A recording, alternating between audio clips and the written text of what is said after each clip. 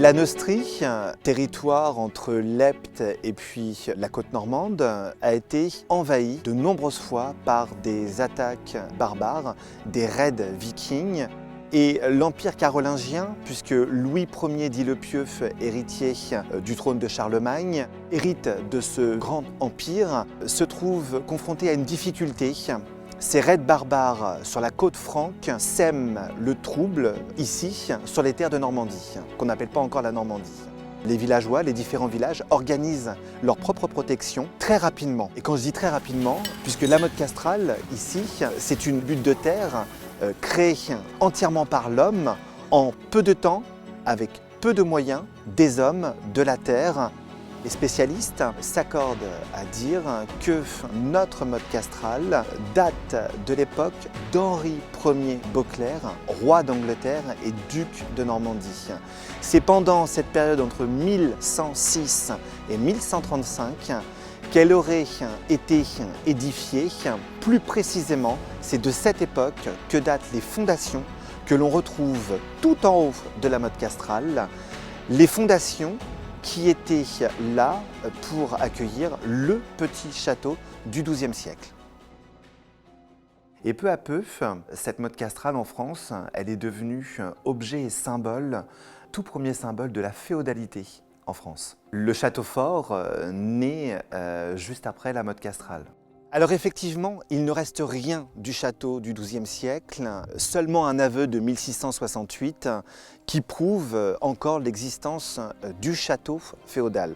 Aujourd'hui, il ne reste rien de cette époque. Nous avons une tour reconstruite en 1870.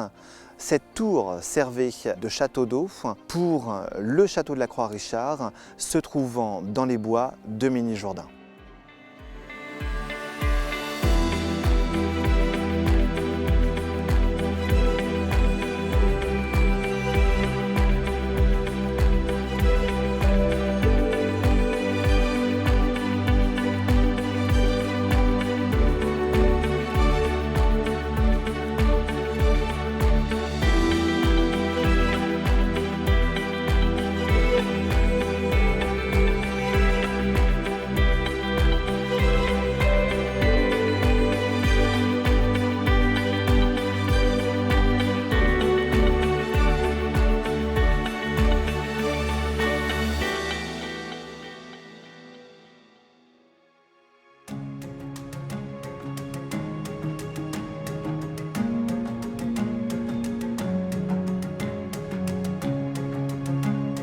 En 1605, la seigneurie du Méniljourdin est adjugée à Claude Leroux, seigneur de Tilly, qui édifie ce pavillon de chasse d'époque donc Louis XIII. Les Leroux étaient des très grands chasseurs. Les traces qu'on aurait de l'origine de ce bâtiment seraient un pavillon de chasse pour conserver le gibier. Comme je l'ai dit, c'était des très grands chasseurs. Et pour recevoir les convives, salle d'apparat, une salle de réception. D'ailleurs, ce bâtiment pose encore de nombreuses questions puisqu'il y a plus d'ouverture au côté nord donnant sur la motte castrale que sur la façade sud et que les seuls éléments d'architecture ou de décoration sont au nord, édifiés en face de la motte castrale. D'ailleurs, le seul accès de cette pièce de réception au premier étage se trouve face à la motte castrale et on y accédait par un passerelle en bois depuis la motte castrale.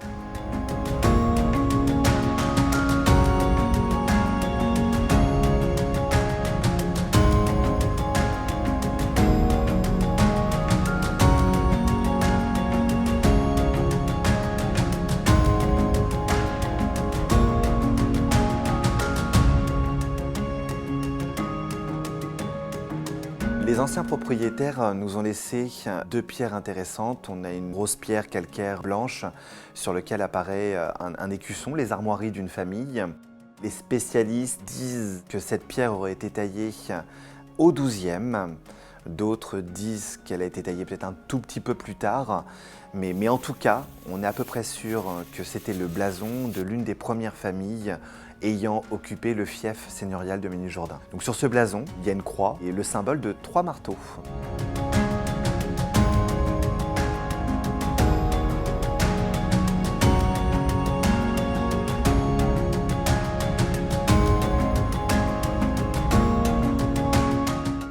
La deuxième pierre que les anciens propriétaires nous ont laissée est une tomette, petite tomette en terre cuite, vernie, qui elle date du XVIIe, avec une méthode utilisée déjà au XVe et au XVIe siècle.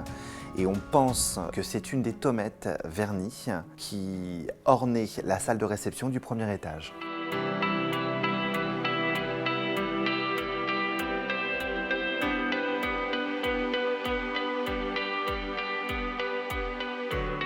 On aurait retrouvé à 800 mètres d'ici, toujours sur la commune de Méniljourdin, mais là dans le hameau de Caloué, une présence templière. Il est attesté dans les propriétés des Templiers que les Templiers auraient eu des fermages des bâtiments et des terres agricoles à Cailloué, Cailloué étant un hameau de Méniljourdin, à vol d'oiseau à 400 mètres de la motte féodale. Mais on peut quand même trouver ça troublant d'avoir un site comme celui-ci, au pied de l'église, en plein milieu du village, avec une architecture encore très militaire pour l'époque, justement sans lien avec les fermages et les terres occupées par les Templiers sur le hameau de Caloué, commune de Méniljourdin.